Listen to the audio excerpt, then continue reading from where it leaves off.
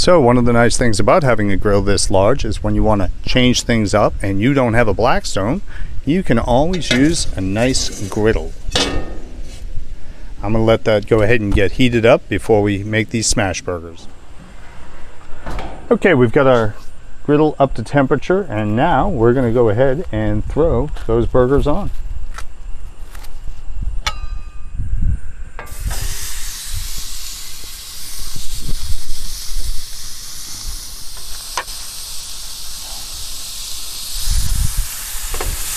Now we're going to do the initial smash.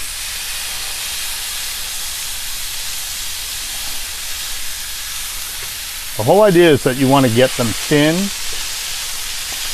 and this doesn't work so well when you're just working on the grill. That's why you need a really nice flat surface like a griddle. It's going to help them to be able to cook a lot faster,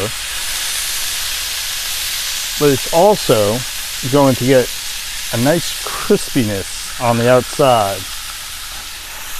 Now, the thinness is completely up to you. I've seen people go, I won't say paper thin, but very thin.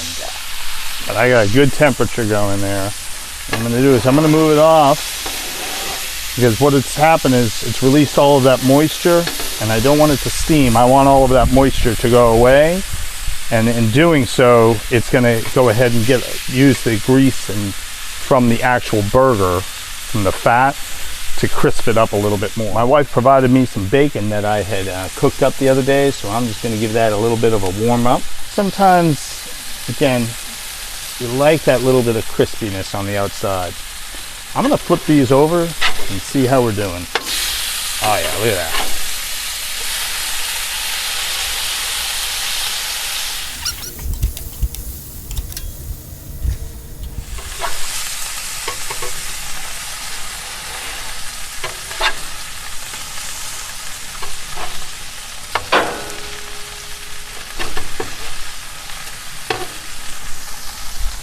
And that is my first time making smash burgers, me personally.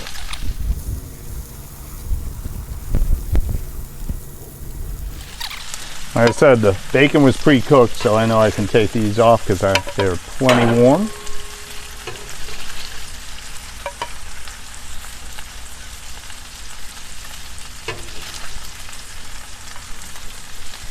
I'm not trying to hurry the video, I'm just trying to hurry up so I can get in and eat these things.